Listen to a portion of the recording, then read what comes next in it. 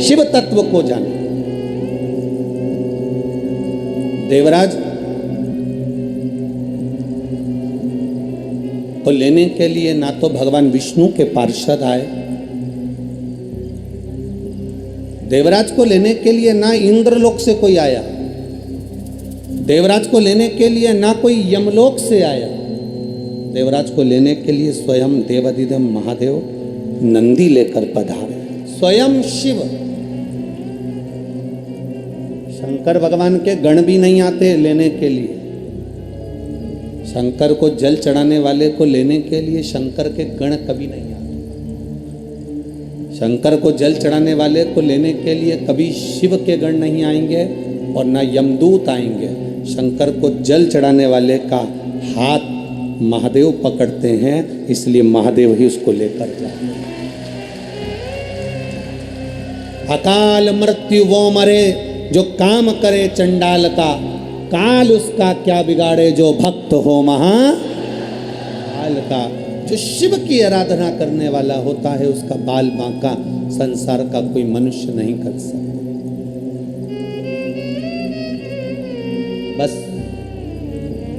अपनी मति शिव के चरणों में रखा। हमने पहले एक बार कथा में कहा था, आप लोगों के ध्यान में होगा, संत की मति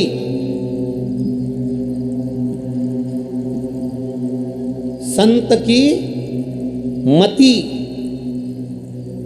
और ग्रस्त में रहने वाले की श्रीमती, ये दोनों कंट्रोल में होना चाहिए। ये जितनी संयम में रहती है उतनी जिंदगी का सुख आपके जीवन में प्राप्त होता है। हम ये नहीं कह रहे कि तुम श्रीमती को दबा कर रखो, वो दबने वाली नहीं है। हमारा तो इतना सा कहना है कि मति और श्रीमती ये दोनों सही जगह सही स्थान पर, बुद्धि कंट्रोल में, अर्थात कोई ऐसा शब्द ना बोला जाए जिससे किसी के हृदय को ठेस पहुंचे, किसी के चित्त को ठेस पहुंचे। मति को भी सही जगह लेकर जाइए।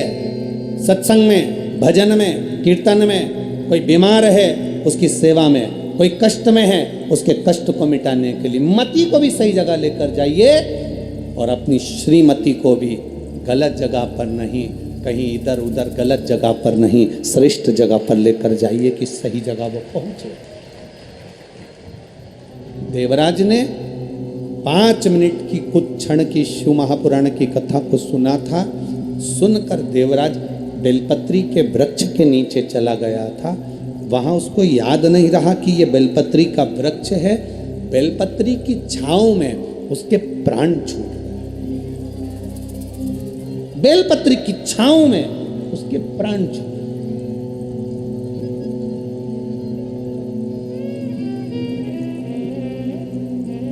एक तुलसी का दल, तुलसी का जल, तुलसी का चरणामृत हम पीते हैं, वह हमारे शरीर में 8 दिन तक तुलसी का दल, तुलसी का जल 8 दिन तक हमारी इंद्रियों को संयम में रखता है। कितने दिन तक? 8 दिन तक। विष्णु पुराण कहती है बेलपत्री, एक बेलपत्री का आधे से आधा पत्ता भी, या भगवान शंकर पर चढ़ा हुआ जल, या बेलपत्री का आधे से आधा पत्ता भी या एक पत्ता भी हम ग्रहण करते हैं, शिवजी पे चढ़े हुए जल को हम पीते हैं, तो हमारी इंद्रियों में तुलसी का जल 8 दिन तक रहता है। बेलपत्री का जल, बेलपत्री का पत्ता 1.25 महीने तक हमारे उदर में हमारी इंद्रियों को संयमित करता है। 1.25 महीने तक बेलपत्री का पत्ता हमारी इंद्रियों को संयमित करता है। आप कहोगे गुरुजी ये कथा कहाँ की है, तो आप स्मरण करिए राजा कर्ण।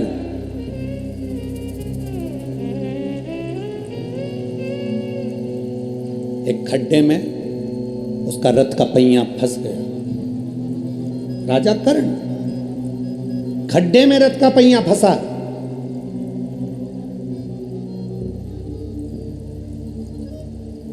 स्वयं रुक्मणी जी ने कहा भगवान कृष्ण से, आपने ये कर्ण मर रहा था और आपने अर्जुन का साथ दिया। कर्ण मर रहा है और तुमने अर्जुन का साथ दिया। भगवान कृष्ण कहते हैं, सुन रुक्मणी, ये कर्ण की गलती है। अभिमन्यु पानी देखकर मरते समय पानी मांग रहा था, पर अभिमन्यु को पानी नहीं दिया गया। पास में छाजल पड़ी थी, बोतल पड़ी थी छाजल। ये बोतल तो अब आ गई। छाजल पानी का एक कपड़ा होता था जो पानी भरा रहता था। छाजल पड़ी है पानी की, पर कर्ण ने पानी नहीं दिया। आखिरी में वो पानी जहां गिरा था वहां कीचड़ हो गया था रथ के चलते चलते चलते चलते, और कर्ण का रथ उस खड्डे में फंस गया। मरते समय अगर जल दे देता तो कर्ण पानी के खड्डे में डूब कर नहीं मरता। मरते समय जल नहीं दे पाया। स्वामी, राजा कर्ण का रथ खड्डे में फंस गया, वो मर गया, मारा गया। 16 दिन तक राजा कर्ण का अंतिम संस्कार नहीं हुआ था। 16 दिन राजा कर्ण को अंतिम अग्नि संस्कार नहीं किया गया, अंतिम संस्कार नहीं किया। क्यों? उस युद्ध के मैदान में कोई जाने को तैयार नहीं था। उस युद्ध के मैदान में कोई पहुंचने को तैयार नहीं था। कर्ण की पत्नी वृषाली और सुप्रिया दोनों को मालूम पड़ा कि मेरा पति मर गया। कर्ण की पत्नी को मालूम पड़ा, वैशाली को और सुप्रिया को मालूम पड़ा हमारा पति मर गया। पहले कर्ण के 10 बच्चे थे, 10 लड़के थे। 10 लड़के में से 9 लड़के कर्ण के युद्ध के मैदान में मर चुके थे। केवल एक लड़का जीवित था जिसका नाम वृषकेतु था। केवल एक वृषकेतु जीवित था। और सुप्रिया जो भगवान शंकर की आराधना में डूबने वाली थी, शंकर की आराधना में रमने वाली थी, और उस सुप्रिया को मालूम पड़ा कि मेरा पति मर गया और मरे हुए आधा घंटा निकल चुका है, पति के प्राण छूट चुके हैं। कोई गिद्ध, कोई पशु, कोई पक्षी, कोई जानवर, कोई जलचर, कोई थलचर उसको ना खा जाए, उसकी गति ना बिगड़ जाए, उसके शरीर को कोई भक्षण ना कर जाए, कोई असुर उसके ऊपर आक्रमण ना कर जाए, उसके शरीर के कोई टुकड़े ना कर दे। सुप्रिया आंख से आंसू बहा रही है। कर्ण की दोनों पत्नियां वृषाली और सुप्रिया रो रही हैं। बेटे वृषकेतु ने आकर कहा, मां पिता मर चुके हैं, पिता शांत हो गए, पिता के प्राण छूट गए, मां पिता चले गए, पिता समाप्त हो गए। और उस जगह पर समाप्त हुए हैं जहां पर युद्ध हो रहा है। वहां से बॉडी को उठाना, शव को उठाना कठिन है। आसपास युद्ध चल रहा है, बीच में पिता और दुश्मनों का खेमा है, करा क्या जाए। सुप्रिया ने अपने बेटे वृषकेतु से कहा, केवल एक काम कर वृषकेतु, केवल एक काम कर। मेरा पति मर गया, उसके शरीर के पास में जा, युद्ध के मैदान में कहीं अगर बेलपत्र का वृक्ष हो, उस बेलपत्र के वृक्ष में से एक बेलपत्र तोड़कर मेरे पति के नजदीक में या उसके शरीर के पास ले जा। मां, उस युद्ध के मैदान में जहां पिता का शव पड़ा है, चारों तरफ युद्ध हो रहा है, कैसे जाएंगे? वो बेलपत्री का फल क्या होता है? बेलपत्री के वृक्ष की एक पत्ती का फल क्या होता है? शिव महापुराण की कथा कहती है, देव पितर, शिव महापुराण की कथा कहती है कि ये पितृपक्ष 16 दिन जो कर्ण को मिले हैं वो साधारण नहीं थे। एक बेलपत्र का पत्ता वृषकेतु तोड़ता है, तोड़कर वृषकेतु युद्ध के मैदान में रथ पर सवार होकर युद्ध लड़ता लड़ता पिता के नजदीक में जाता है। रथ चलता रहता है, वृषकेतु नीचे कूद जाता है। और कर्ण का 10वें नंबर का बेटा छोटा, 9 बेटे मर चुके थे राजा कर्ण के, कर्ण स्वयं मर चुका था। एक बेलपत्र उठाकर वृषकेतु ने राजा कर्ण के नजदीक में, उसके पास में उस बेलपत्र को रख दिया। उस बेलपत्र को रखने का फल क्या हुआ वो देखिए कि कर्ण के प्राण छूटने के बाद, कर्ण को मरा हुआ आधा घंटा निकल चुका था, बेलपत्र रखते से ही कर्ण के प्राण यमदूत बंदी बनाकर जो लेकर गए थे, तब चित्रगुप्त महाराज के सामने प्राण खड़े थे और चित्रगुप्त महाराज ने कहा, क्या चाहते हो कर्ण?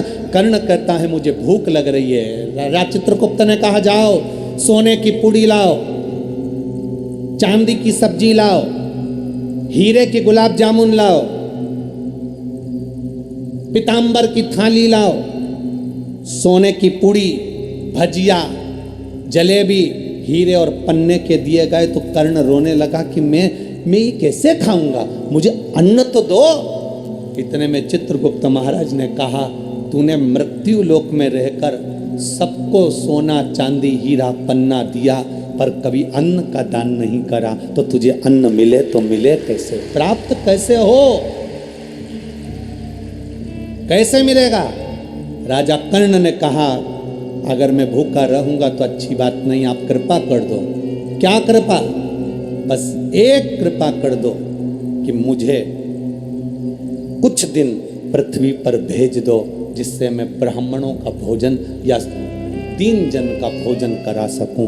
अब तो तुम मर चुके हो, प्राण छूट चुके हैं, मर चुके हो, प्राण छूट चुके हैं। ये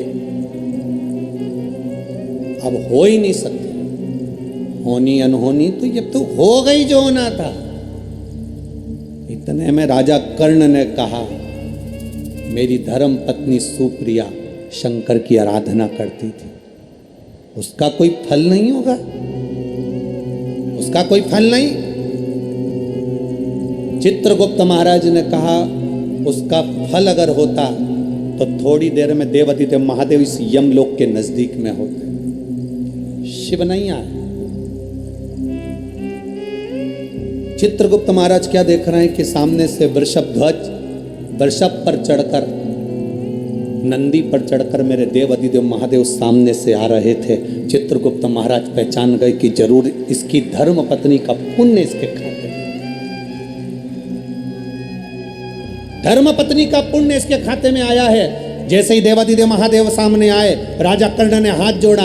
हाथ जोड़कर राजा कर्ण कहते हैं, बाबा ए मेरे शंभु, ए मेरे त्रिकालदर्शी कैलाशी अविनाशी, मैंने सोना दान करा, हीरे दान करे, पन्ना दान करा, पीतांबर दान करा, अंबर दान करा, मैं अन्न दान नहीं कर पाया। बाबा मैं अन्न नहीं दे पाया। कर्ण रो रहा था, शंकर देख रहे थे। शिवजी देखकर राजा कर्ण से कहते हैं, कर्ण क्यों चिंता करता है? ए बाबू, चिंता करने की जरूरत नहीं है। तेरी धर्म पत्नी ने तेरे शव के पास एक बेलपत्र रख दी थी, वो बेलपत्र का फल ये होगा।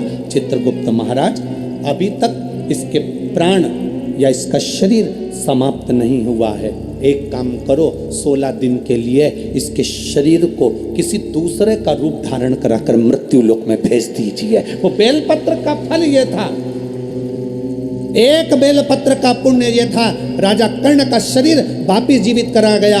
एक शरीर तो पड़ा रहा कर्ण का, और कर्ण दूसरा शरीर धारण कर कर संत ब्राह्मण वृंद जन, गरीब जन, दीन जन सबको भोजन कराते रहे। भोजन कराते कराते कराते कराते लाखों लोगों को कर्ण ने भोजन कराया।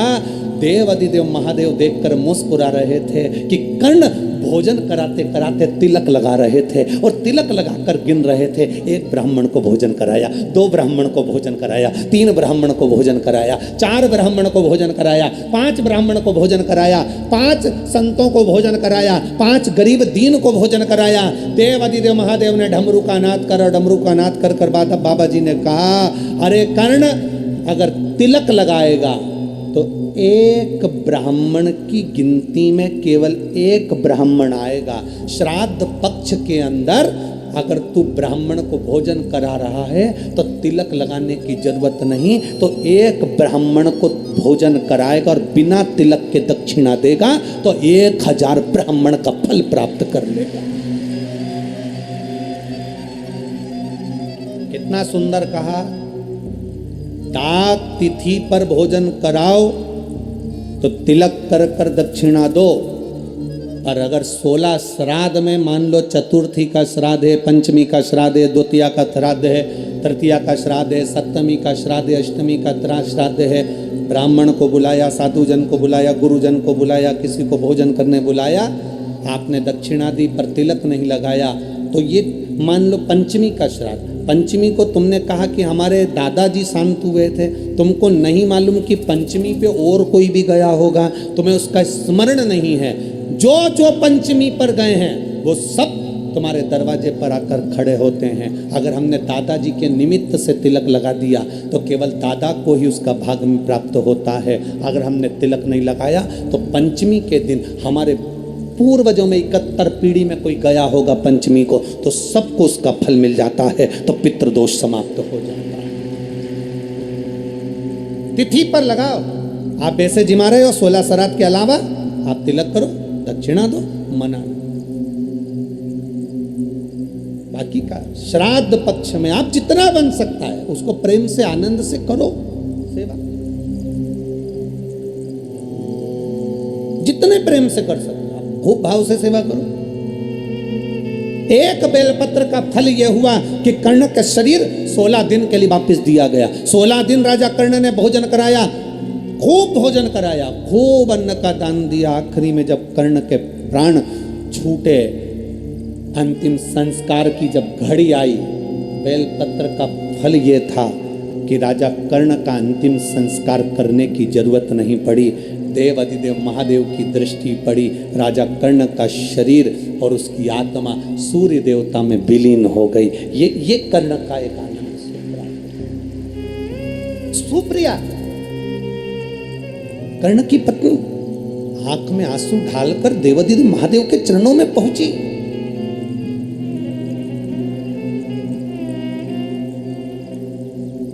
क्या मेरा पति नरकों का भोग भोग रहा है?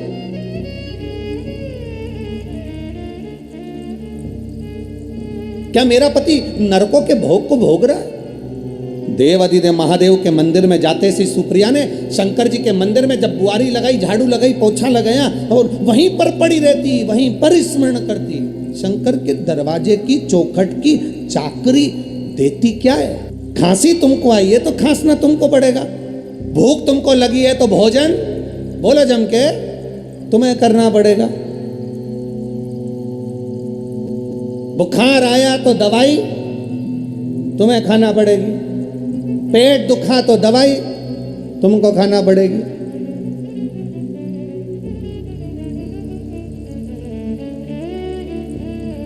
कर्म तुम्हारे बेकार हैं, उसको कोई दूसरा नहीं काटेगा। शंकर के मंदिर जाकर अपने कर्म को काटना तुमको पड़ेगा, कोई दूसरा नहीं काटेगा, कोई नहीं काटेगा।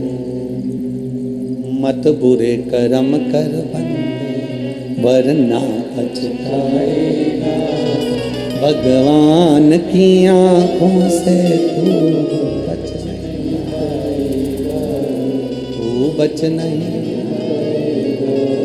अरे ओ अज्ञानी मत कर अपने कर्म का भोग, अपने को भोग।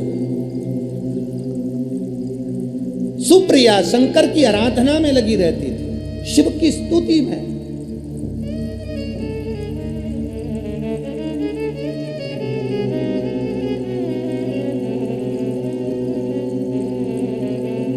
अपने बेटे को वृषकेतु को सुप्रिया ने एक बेलपत्र का फल जो दिखाया तो वृषकेतु भी जान गया कि बेलपत्र का रस तत्व